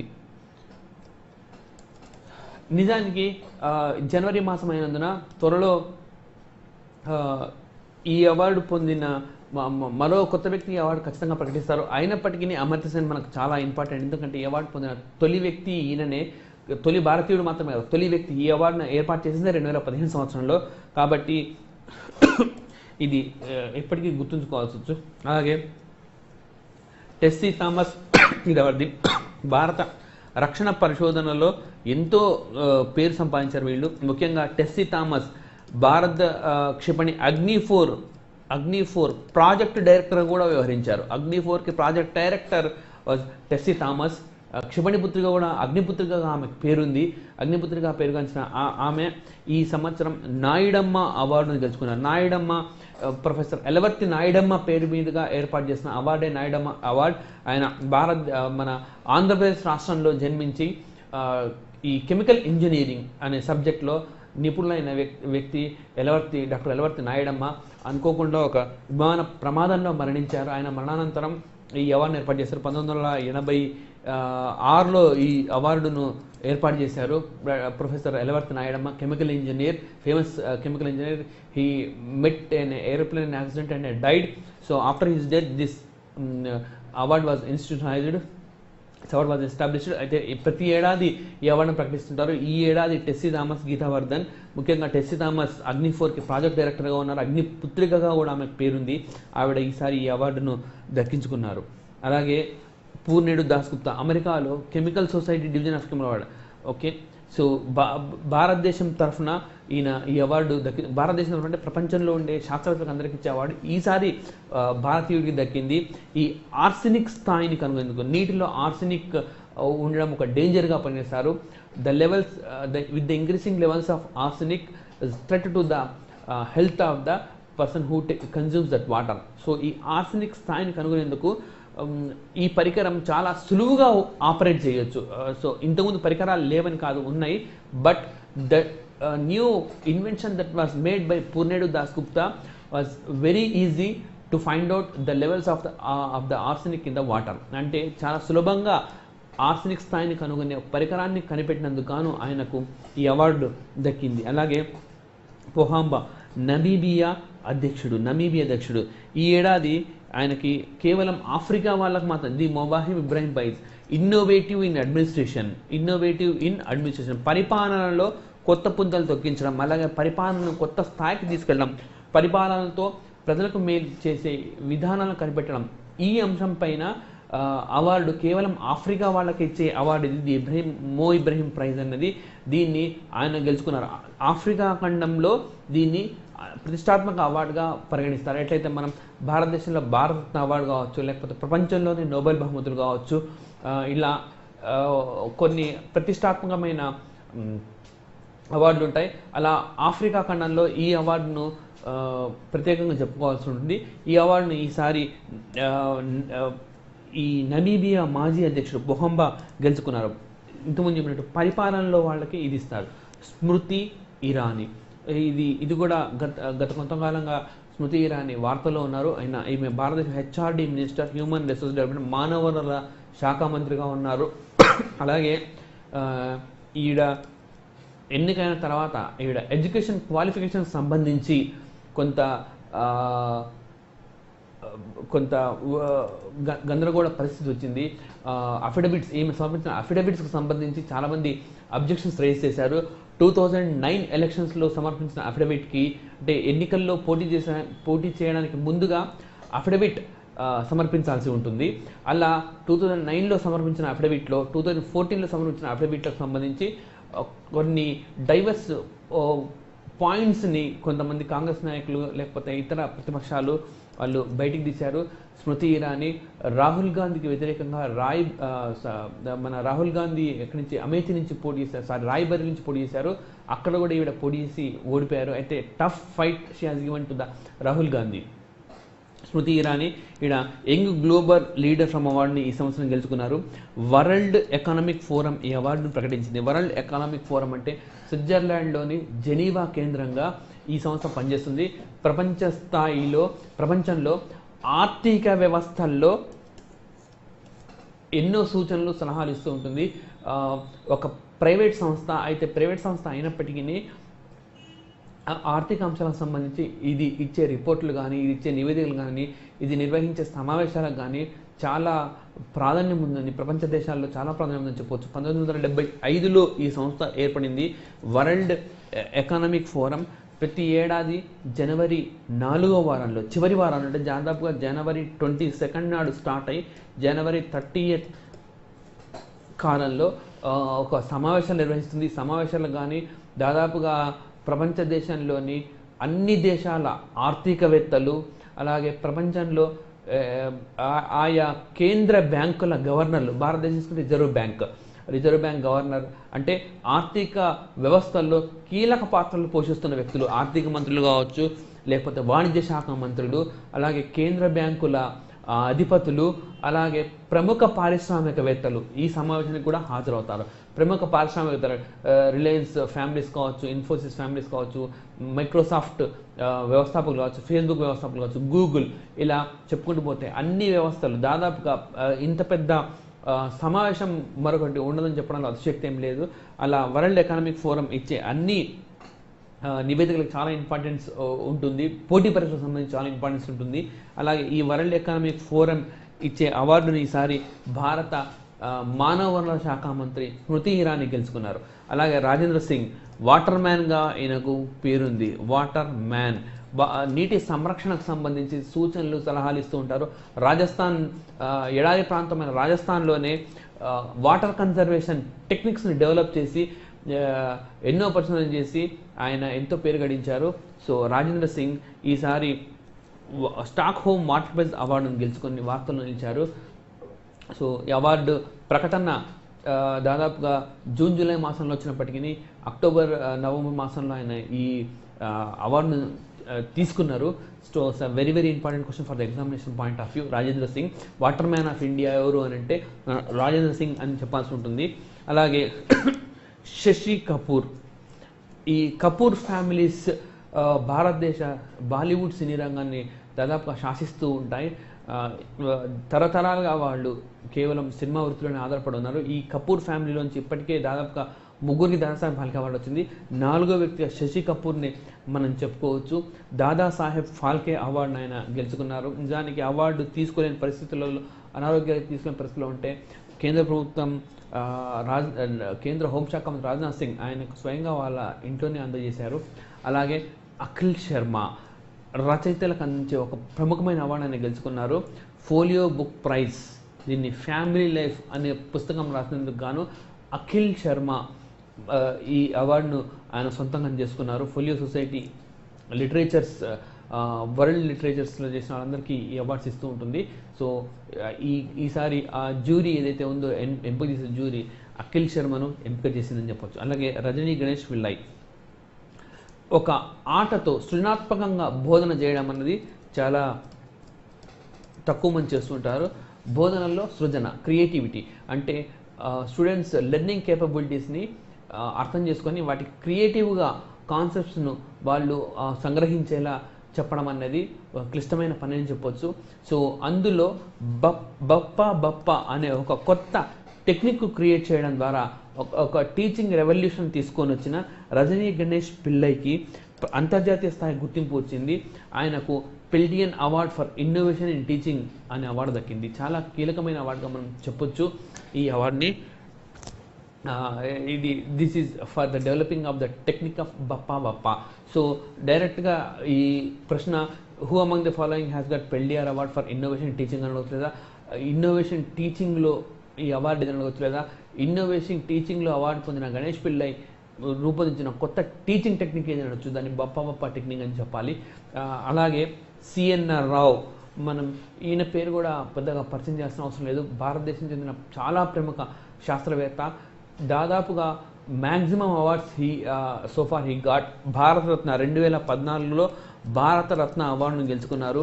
ఆయన ఆ ఏడాది భారతరత్న అవార్డును భారత క్రికెట్ దిగ్గజం సచిన్ టెండూల్కర్తో కలిసి పంచుకున్నారు. 2014లో ఇద్దరికి భారతరత్న అవార్డు ఇచ్చారు. అందులో ఒకరు సచిన్ టెండూల్కర్ కాగా మరొకరు సిఎన్ఆర్ రావ్. ఆయన ఇటీవల మరో అవార్డు కూడా గెలుచుకున్నారు. జపాన్ దేశం అందించే ఒక ప్రతిష్టాత్మకమైన ప్రైజ్ను గెలుచుకున్నారు. పద్మవిభూషణ్ ఇప్పటికే గెలుచుకున్నారు. 80లోనే ఆయనకి పద్మవిభూషణ్ వచ్చింది. పద్మశ్రీ, పద్మభూషణ్, పద్మవిభూషణ్, భారతరత్న, అలాగే చైనాకు సంబంధించిన చైనా దేశస్తులు ఇచ్చిన అవార్డులు, అలాగే ప్రపంచంలో చాలా మటుకు ఈ శాస్త్ర సాంకేతిక రంగంలో ప్రోత్సహించిన సంస్థలకు సంబంధించి ఎన్నో డాక్టరేట్లు, ఎన్నో అవార్డును సిఎన్ఆర్ రావు ఇప్పటికే పొందారు.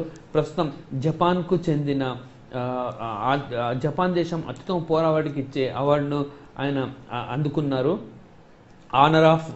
ఆనర్ ఆఫ్ క్వీన్ ఎంపైర్ అని ఉంటుంది ఈ అవార్డు. ఈ అవార్డును ఆయన గెలుచుకున్నారు. అలాగే గతంలో ఈ అవార్డును గత ఏడాది కూడా ఈ అవార్డు భారతీయుడికి చెందిన శ్రీధరన్కు వచ్చింది. మెట్రో శ్రీధరన్ మనకి మెట్రో శ్రీధరన్గా ఈయన అందరికీ తెలిసిన వ్యక్తి. ఢిల్లీలో మెట్రో రైల్ రూపొందించిన వ్యక్తి ఈయన. అలాగే హైదరాబాద్లో మెట్రో రైల్ సంబంధించి ఎన్నో సూచన సలహాలు ఆయన ఇచ్చారు. అలాగే ఆంధ్రప్రదేశ్లో విజయవాడలో ఏర్పాటు చేసిన ఆంధ్రప్రదేశ్ రాష్ట్రంలో విజయవాడలో ఏర్పాటు చేసిన మెట్రోకు కూడా ఈయనే సలహాదారుగా కూడా ఉన్నారు. మెట్రో శ్రీధరన్ గత ఏడాది ఆయనకు వచ్చింది. ఈ ఏడాది సిఎన్ఆర్ అవార్డు దక్కించుకున్నారు. జిన్పింగ్ ఈయన ప్రస్తుతం చైనా అధ్యక్షుడిగా ఉన్నారు. ఈయనకు పాకిస్తాన్ చైనా సంబంధాల మెరుగుకు కృషి చేసేందుకు గాను పాకిస్తాన్లో ప్రతిష్టాత్మకమైన అవార్డుగా భావించే నిషానీ ఈ పాకిస్తానీ అవార్డు దక్కించుకున్నారు. నిషానీ ఈ పాకిస్తానీ అంటాం. ఓకే, పాకిస్తాన్ చైనా సంబంధాల మెరుగుకు కృషి చేసేందుకు గాను ఇటీవలి కాలంలో చైనా పాకిస్తాన్ సంబంధాలు చాలా మెరుగాయని చెప్పుకోవచ్చు. ఇటు అణు విద్యుత్ ప్లాంట్లకు చైనా పాకిస్తాన్ సహాయం చేస్తుంది. అలాగే వివిధ రైల్వే ప్రాజెక్టులలో, అలాగే చాలా ప్రాజెక్టులలో చైనా పాకిస్తాన్లో పెట్టుబడులు పెడుతూ ఉంది. జిన్పింగ్ చేసే కృషికి గాను పాకిస్తాన్ ఈ అవార్డును ప్రకటించింది. అలాగే టన్ సిన్ ధన్హా international society for Asiatic international understanding award ఆయన దక్కించుకున్నారు. ఇది సాధారణంగా అంబాసిడర్స్కి ఇచ్చే అవార్డు. అంబాసిడర్స్ అంటే రాయబారులు. సో ఆ రాయబారులు అంటే వాళ్ళకి ఇంటర్నేషనల్ రిలేషన్స్లో అండర్స్టాండింగ్ ఉండాల్సి ఉంటుంది. ఆ ఇంటర్నేషనల్ అండర్స్టాండింగ్స్లో ఎంతో నైపుణ్యం ప్రదర్శించిన టాటా సన్హన్కు ఈసారి ఈ అవార్డు దక్కింది. అలాగే లాజోలో మ్యాన్ బుక్కర్ ప్రైజ్ మరో లిటరేచర్ అవార్డు. ఇది లిటరేచర్ సాహిత్య రంగంలో కృషి చేసిన వాళ్ళకి ఇస్తుంటారు. అలాగే ఈ సంవత్సరం ఈ అవార్డును లాజోలో క్రాంజన్ గెలుచుకున్నారు. హంగేరీ దేశానికి చెందిన రచయిత ఆయన. సో మ్యాన్ బుక్కర్ ప్రైజ్ కూడా క్వశ్చన్స్ చూస్తుంటే చాలా ఇంపార్టెంట్. ఇది సాహిత్య రంగంలో ఇచ్చే అవార్డు. అలాగే ఎడ్వర్డ్ స్నోడెన్, మీరు పరిశీలిస్తే గత 3 సంవత్సరాలుగా ఎడ్వర్డ్ స్నోడెన్ ఏదో ఒక రూపంలో వార్తల్లో నిలుస్తూ ఉంటారు. నిజానికి ఈయన అమెరికాలో పెంటగాన్ అంటే అమెరికాలో రక్షణ వ్యవస్థకు సంబంధించి ఒక హెడ్ ఆఫీస్గా పెంటగాన్ చెప్పొచ్చు. ఈ పెంటగాన్లో ఆయన ఒక కాంట్రాక్టర్గా పనిచేసేవారు. కాంట్రాక్ట్ ఉద్యోగి కాదు, ఆ సంస్థకి డేటా అందించడంలో చాలా కాంట్రాక్ట్ సంస్థలు ఉంటాయి. అలా కాంట్రాక్ట్ సంస్థలకు సంబంధించి ఒక వ్యక్తి advance contractor to the pentagon, the defence highest office of America. ఇలా అమెరికా గతంలో ఎన్నో దేశాల నుంచి సమాచారాన్ని అక్రమంగా సేకరించింది. నిజానికి ఒక దేశంలో జరిగే కార్యకలాపాలపై సంబంధించి డేటాస్ను అక్రమంగా సేకరించడం అన్నది అది చట్టవిరుద్ధం, అంతర్జాతీయ రూల్స్ అండ్ రెగ్యులేషన్స్ కూడా విరుద్ధం. అయితే అమెరికా దీన్ని చేపట్టింది. ఈ మొత్తం విషయాన్ని ఎడ్వర్డ్ స్నోడెన్ బయటపెట్టిన మరుక్షణమే ఆయన ఆ దేశం నుంచి వెళ్ళిపోయి రష్యాలో ఆశ్రయం పొందుతున్నారు. ప్రస్తుతం ఆయన రష్యాలో తల్లాచుకుంటున్నారు. ఎందుకంటే అమెరికాలో ఆయనను అరెస్ట్ చేసే అవకాశాలు ఉంటాయి కాబట్టి ఆయన అక్కడి నుంచి హీ వాజ్ దర్ అండర్ ఏసిలం అని చెప్తాం దాన్ని ఇంగ్లీష్లో. సో ఆయన ప్రస్తుతం అమెరికాలో ఆశ్రయం పొందుతూ ఉన్నారు. ఆయనకు Norway prize for freedom award దక్కింది. ప్రతి సంవత్సరం నార్వే పత్రికా రంగంలో స్వేచ్ఛగా నిజానిజాలను బయటపెట్టిన వారికి ఈ అవార్డు ఇస్తూ ఉంటారు. ప్రస్తుతం ఎడ్వర్డ్ స్నోడెన్ అవార్డును గెలుచుకున్నారు. అలాగే విశ్వనాథ్ త్రిపాఠి సాహిత్య రంగంలో కృషి చేసిన వారికి భారతదేశంలో మూర్తిదేవి అవార్డును ప్రకటిస్తూ ఉంటారు. ఇది చాలా ప్రతిష్టాత్మకమైన అవార్డుగా చెప్పవచ్చు సాహిత్య రంగంలో. ఈ సంవత్సరం విశ్వనాథ్ త్రిపాఠి అవార్డును గెలుచుకున్నారు. అలాగే Fazle Hasan Abed world food prize, మనం దీన్ని ఆహార రంగానికి సంబంధించి నోబెల్ బహుమతిగా చెప్తూ ఉంటారు. అయితే ఫుడ్ సెక్యూరిటీ ప్రొవైడ్ చేయడంలో కృషి చేసిన సైంటిస్టులకి జనరల్గా ఇస్తూ ఉంటారు. నోబెల్ బహుమతితో ఈక్వల్గా దీన్ని చెప్తూ ఉంటారు. దీన్ని ఈ సంవత్సరం ఈ ఫజల్ హసన్ అబేడ్ గెలుచుకున్నారు. దారిద్ర్య దిగువన ఉన్న వాళ్ళ కోసం కృషి చేసేందుకు గాను ఆయనకు ఈ అవార్డు దక్కింది. ఈ అవార్డును నిజానికి 1987లో ఏర్పాటు చేశారు. World food praise was established in 1987. ఈ అవార్డును పొందిన తొలి వ్యక్తి డాక్టర్ స్వామినాథన్ అందరికీ తెలిసిన వ్యక్తే. భారతదేశంలో ఆయనను గ్రీన్ రెవల్యూషన్ తీసుకొచ్చారు. So father of green revolution in India అంటాం. అలాగే భారతదేశంలో ఫాదర్ ఆఫ్ వైట్ రెవల్యూషన్గా వర్గీస్ కురియన్ చెప్తుంటాం. వర్గీస్ కురియన్ కూడా ఈ అవార్డును దక్కించుకున్నారు. తొలి అవార్డు స్వామినాథన్ దక్కించుకోగా ఆ తర్వాత 3 లేదా 4వ అవార్డును మన వర్గీస్ కురియన్ గెలుచుకున్నారు. ఆయనను father of white revolution in India అంటాం. అలాగే ప్రస్తుతం ఈ సంవత్సరం 2015 సంవత్సరం గాను ఫజల్ హసన్ అబేడ్ గెలుచుకున్నారు. అయితే 2014 సంబంధించిన సంజయ్ రాజా సింగ్ గెలుచుకున్నారు. భారతీయుడు, కాకపోతే మెక్సికో దేశంలో స్థిరపడ్డారు. ఆయనకు 2014లో ఈ వరల్డ్ ఫుడ్ ప్రైజ్ అవార్డు దక్కింది. ఆయన ఈ వీటిలో అంటే గోధుమలో వచ్చే దాదాపుగా 450 డిసీజ్కు ఒకే ఒక రెసిస్టెన్స్ అంటే ఒకే ఒక నిరోధకాన్ని ఆయన డెవలప్ చేశారు. అందుకను 2014లో భారతదేశంలో భారతీయుడైన సంజయ్ సింగ్ గారు ఆయన మెక్సికోలో సెటిల్ అయిన ఆయనకి మెక్సికో దేశం తరఫున ఈ అవార్డును గెలుచుకున్నారు. అలాగే ఈ అవార్డు 1987లో ఎస్టాబ్లిష్ చేశాక పొందిన తొలి వ్యక్తి doctor MS Swaminathan.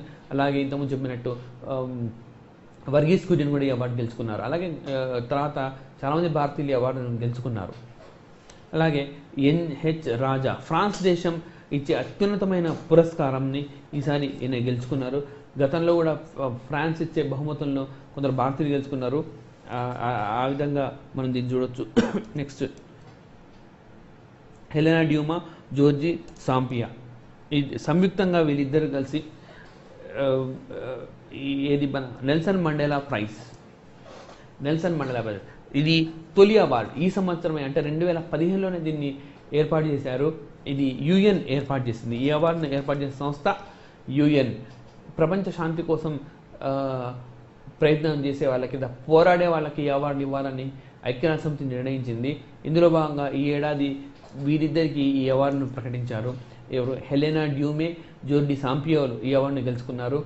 Nelson Mandela మనం నల్ల సూర్యుడిగా చెప్తుంటాం. దక్షిణాఫ్రికాలో ఆ దేశంలో వివక్షతకు వ్యతిరేకంగా పోరాడిన వ్యక్తి ఆయన పేరు మీదుగా ఈయన ఈ అవార్డును ఏర్పాటు చేశారు. అలాగే రామచంద్ర గుహ ప్రముఖ చరిత్రకారుడు, భారతదేశ చరిత్రకు సంబంధించి ఎన్నో పుస్తకాలు ఆయన రాశారు. భారతదేశంలో సాంఘిక నిర్మాణాలు కావచ్చు, లేకపోతే ఆర్ట్ అండ్ ఆర్కిటెక్చర్ సంబంధించి, అలాగే పెయింటింగ్ సంబంధించి, ఇండియన్ హిస్టరీకి సంబంధించి ఆయన ఎన్నో పుస్తకాలు రచించారు. ఈ సంవత్సరం ఆయన ఆసియన్ కల్చరల్ ప్రైజ్ అవార్డును గెలుచుకున్నారు. అలాగే మేక్స్ ఎస్ఏ అవార్డు, దీన్ని ఆసియా నోబుల్గా కూడా చెప్తారు. ఆసియా నోబుల్గా దీనికి పేరుంది. ఫిలిప్పైన్స్ దేశం ఈ అవార్డును ప్రకటిస్తుంటుంది.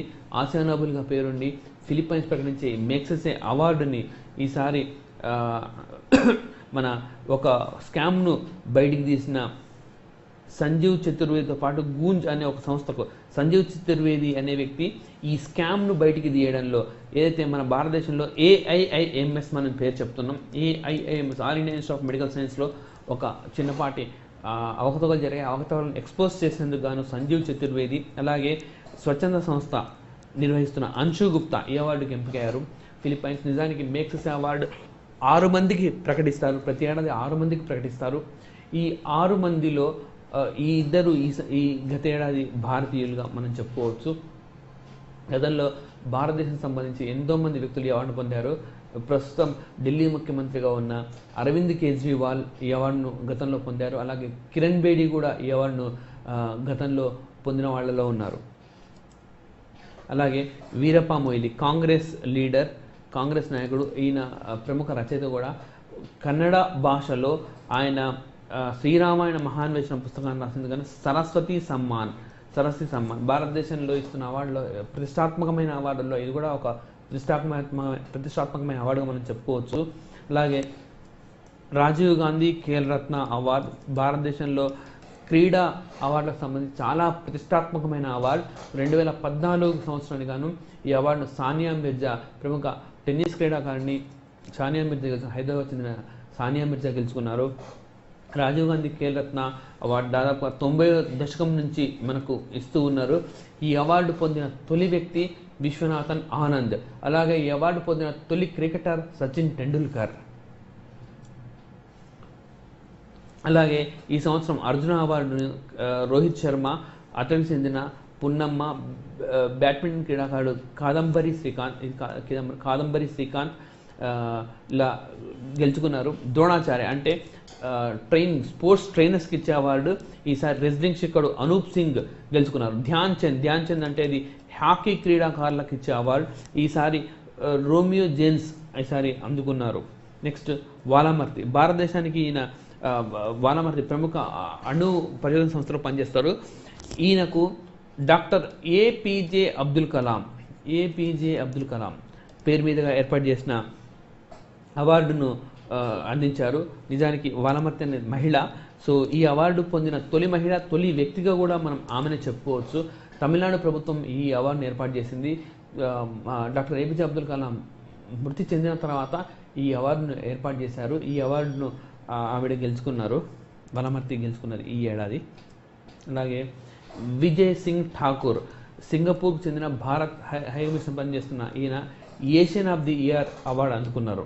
ఓకే, ఏటా సింగపూర్లోని ప్రముఖ పత్రిక the straight times daily news paper సింగపూర్లో, ఇది భారతదేశంలో సింగపూర్ సంబంధించి అలాగే ఏషియా దేశాల్లో విదేశాల మధ్య సంబంధాలను పెంపొందించేందుకు ఏర్పాటు చేసిన లేదా వివిధ సంబంధాలను పెంపొందించేందుకోసం కృషి చేసిన వారికి ఈ అవార్డు ఇస్తూ ఉంటుంది.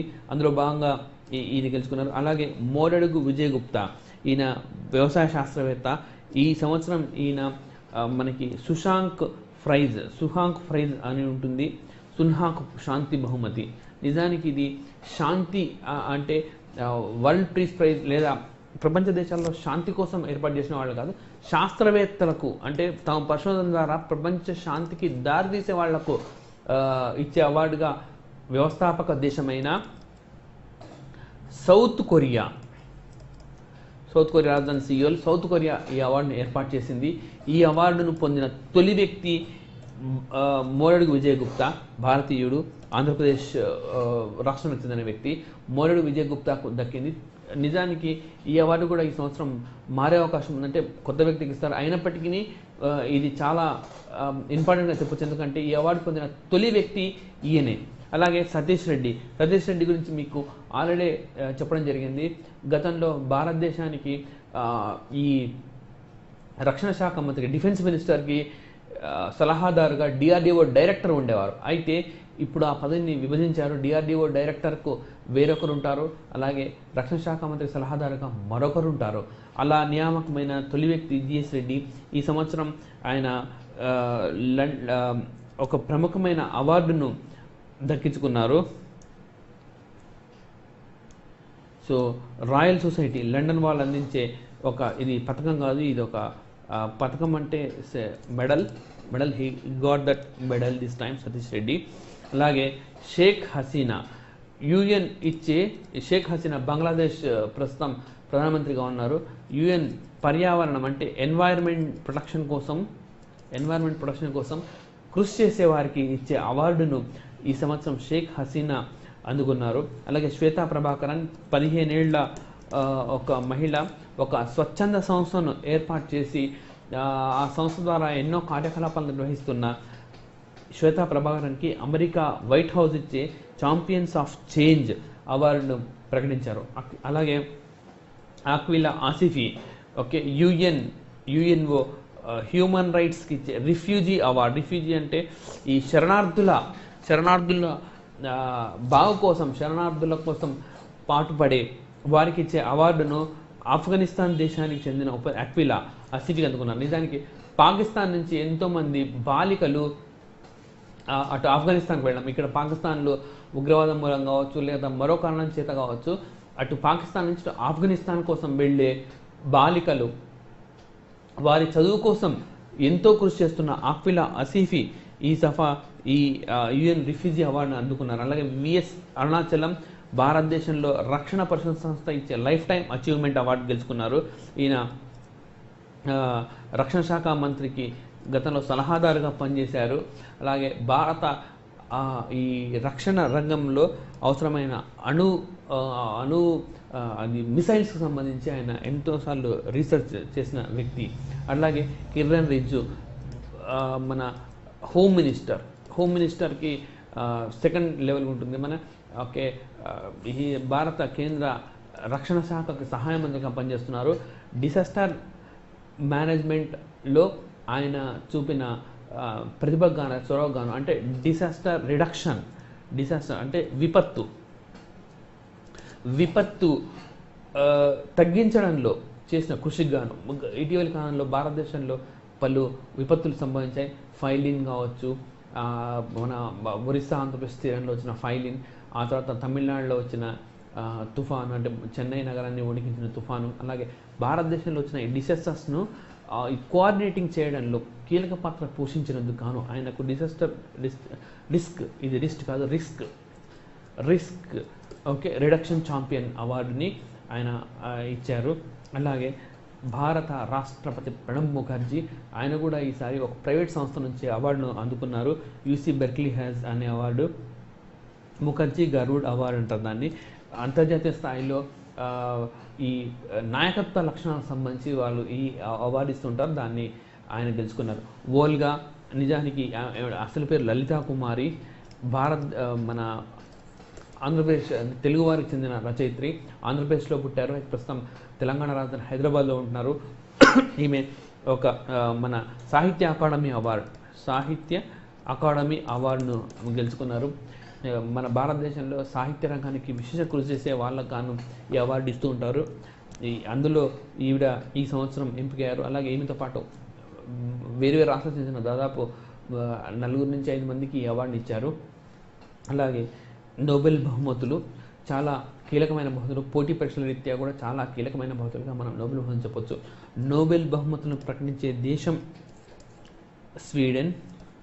ఇది ప్రతి సంవత్సరం డిసెంబర్లో స్టాక్ హోమ్లో అందజేస్తూ ఉంటారు. స్టాక్ హోమ్లో ఈ అవార్డులు అందిస్తూ ఉంటారు. అలాగే ఇవి వివిధ రంగాలలో కృషి చేసిన వారికి ఇస్తూ ఉంటారు. ఇందులో ఉదాహరణకి మీకు కెమిస్ట్రీ, రసాయన శాస్త్రం అంటే ఫిజిక్స్, అట్లాగే మెడిసిన్, అట్లాగే పీస్, అట్లాగే లిటరేచర్ 1 2 3 4 5 6th వచ్చేసి మీకు ఎకానమీ. సో మొదలు ఈ 5వ అవార్డు నెలకొల్పారు.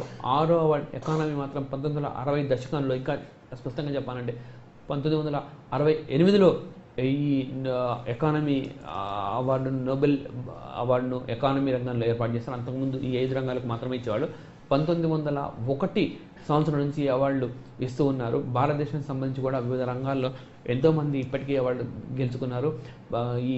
ఈ అవార్డు గెలుచుకున్న తొలి ఆసియావాసి కూడా మనం రవీంద్రనాథ్ ఠాగూర్గా చెప్పవచ్చు. 1913లోనే ఆయన సాహిత్యంలో గీతాంజలి పుస్తకాన్ని అవార్డు సంపాదించారు. అలాగే డాక్టర్ సివి రామన్ ఎఫెక్ట్కి గాను, అలాగే తర్వాత మదర్ తెరిస్సా శాంతి స్థాపనలో కృషి చేసిన మదర్ తెరిస్సా 1979లో, అలాగే అమర్త్య సేన్ ఎకానమీలో, ఇలా సుబ్రహ్మణ్య చంద్రశేఖర్ 2009లో, ఇలా భారతదేశం చెందిన పలువురు కూడా ఈ అవార్డును గెలుచుకున్నారు. అలాగే ఈ సంవత్సరం నోబెల్ బహుమతి ప్రకటించారు విలియం క్యాంబెల్, సతోషి ఒమరా. అయితే ఒక్క అవార్డును మోర్ దాన్ 1 పర్సన్స్కి ఇచ్చారు. మనం ఈ ముగ్గురిని పరిశీలిస్తే విలియం క్యాంబెల్, సతోషి ఒమూరా, యూయూతు వీళ్ళు మెడిసిన్ విభాగంలో ఎన్నికయ్యారు. అలాగే క్యాంబెల్ ఐర్లాండ్కు చెందిన వ్యక్తి కాగా సతోషి ఒమూరా జపాన్, చైనాకు చెందిన శాస్త్రవేత్త. వీరు ముగ్గురు ఈ సంవత్సరం మెడిసిన్ విభాగంలో అంటే వైద్య రంగానికి సంబంధించిన విభాగంలో వీళ్ళు అవార్డు దక్కించుకున్నారు. అలాగే తక్కకి కజిత ఆర్థర్ డొనాల్డ్ భౌతిక శాస్త్రంలో వీళ్ళు ఈ అవార్డును దక్కించుకున్నారు. మీరు ఒకసారి పరిశీలిస్తే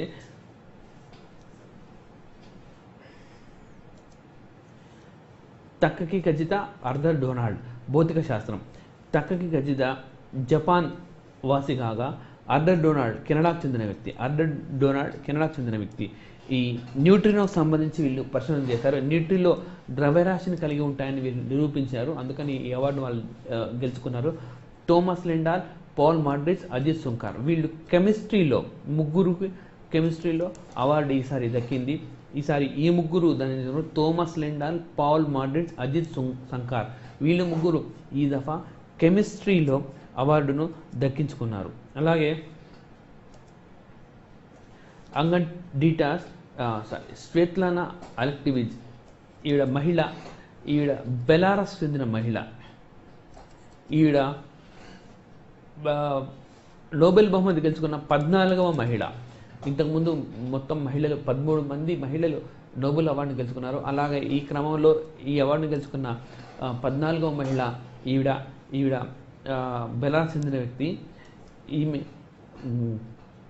ఈ పేద మహిళలపై జరుగుతున్న దాడులకు సంబంధించి రాసిన పుస్తకానికి గాను ఈ అవార్డు ఆమె గెలుచుకున్నారు. అలాగే అంగస్ డీటన్ అర్థశాస్త్రంలో ఈయన బ్రిటన్కు చెందిన వ్యక్తి. అంగన్ డీటాస్ బ్రిటన్కు చెందిన వ్యక్తి. ఆయన ఈ అవార్డు గెలుచుకున్నారు. నేషనల్ డైలాగ్ క్వార్టెట్ అంటే తునీషియాలో గత కొంతకాలంగా అంతర్యుద్ధం జరుగుతుంది. తునీషియా దేశం ఆఫ్రికన్ నేషన్. దీనిలో గత కొంతకాలంగా ఇంటర్నల్ వార్ జరుగుతుంది. అయితే ఈ ఇంటర్నల్ వార్కు బదులుగా శాంతి స్థాపన కోసం ఈ నేషనల్ డైలాగ్ క్వార్టెట్ కృషి చేస్తుంది. దీని కృషిని గుర్తిస్తూ నోబెల్ శాంతి బహుమతిని ఈ సంవత్సరం ఆ దేశం ప్రకటించారు.